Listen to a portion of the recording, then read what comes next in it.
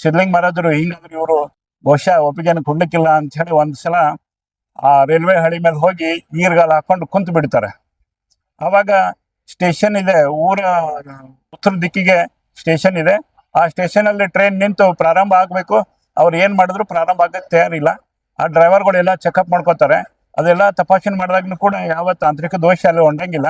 ಮುಂದೆ ಒಬ್ರು ಯಾರೋ ಹೇಳ್ತಾರೆ, ಇಲ್ಲಿ ನೋಡ್ರಿ ಒಬ್ಬರು ಹಟವಾದಿಗಳದಾರ, ಇಲ್ಲಿ ಒಬ್ರು ಮಹಾತ್ಮರದಾರ, ಪವಾಡ ಪುರುಷರದಾರ ಸಿದ್ಧಲಿಂಗ ಮಹಾರಾಜರು ಅಂತ ಹೇಳಿ ನೀವೇನಾರ ಹೋಗಿ ಅವ್ರಿಗೊಂದ್ ಸ್ವಲ್ಪ ದರ್ಶನ ಮಾಡ್ಕೊಂಬರ್ರಿ, ಯಾಕೋ ಇಲ್ಲಿ ತಾಂತ್ರಿಕ ಮೀರಿ ಒಂದೇನೋ ಸಮಸ್ಯೆ ಕಾಣಿಸ್ತದ ಅಂತ ಹೇಳಿ ಒಬ್ಬರು ಹಿರಿಯರ ಸಲಹೆ ಕೊಟ್ಟಾಗ ಅವರು ಸ್ಟೇಷನ್ ಮಾಸ್ಟರ್ ಆಗ್ಲಿ ಅಥವಾ ಡ್ರೈವರ್ ಆಗ್ಲಿ ಹಿಂಗ್ ಬರೋ ಹೊಟ್ಟರಲ್ಲೇನೆ ಆ ಸ್ಟೇಷನ್ ಊರ್ ಹತ್ರನೇ, ಊರ್ ಮತ್ತು ಮಠದ ಮಧ್ಯದಲ್ಲಿ ಇರ್ತಕ್ಕಂಥ ಆ ಸ್ಥಳದಲ್ಲಿ ಸಿದ್ಧಲಿಂಗ ಮಹಾರಾಜರು ಹಳಿ ಮೇಲೆ ಕೂತ್ಕೊಂಡಿರ್ತಾರೆ.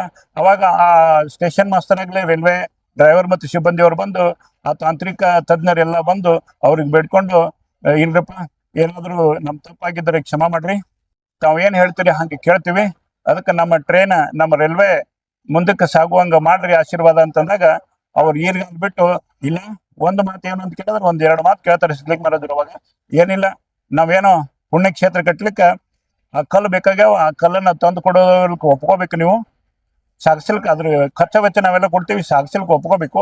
ಎರಡನೇದಾಗಿ ಇನ್ನೊಂದು ಏನು ಅಂತ ಕೇಳಿದ್ರೆ, ಇಲ್ಲಿ ಸೋಲಾಪುರ ವಿಜಯಪುರ ರೈಲ್ವೆ ನಲ್ಲಿ ಯಾವ ಸಾಧು ಸಂತರು ಕಾವಿಧಾರಿಗಳಿಗೆ ಟಿಕೆಟ್ ಕೇಳಬಾರ್ದು ಅಂತ ಹೇಳಿ. ಯಾಕಂದ್ರೆ ಇಲ್ಲೆಲ್ಲ ಇದು ಸಾಧು ಮಠ ಆಗಿರೋದ್ರಿಂದ ಸದ್ಗುರು ಸಿದ್ಧಲಿಂಗ ಮಹಾರಾಜರು ಆ ಸಾಧು ಬಳಗೆಲ್ಲ ಇಲ್ಲಿ ಬರಬೇಕು, ನಮ್ಮ ಮಠಕ್ಕೆ ಬರಬೇಕು ಅನ್ನುವಂತ ಅರ್ಥದಲ್ಲಿ ಅವರಿಗೆ ಟಿಕೆಟ್ ಕೇಳಬಾರ್ದು ಅಂತ ಎರಡು ಬೇಡಿಕೆಗಳನ್ನ ಇಟ್ಟಾಗ ಆ ಎರಡು ಬೇಡಿಕೆಯನ್ನು ಅವರು ಒಪ್ಕೊಂಡು ನಮಸ್ಕಾರ ಮಾಡಿದಾಗ ಆ ಟ್ರೈನ್ ಮುಂದೆ ತನ್ನಿಂತಾನೆ ಚಲಿಸ್ತು ಅನ್ನುವಂಥದ್ದು ಒಂದು ಅದ್ಭುತವಾದಂತ ಒಂದು ಪವಾಡ.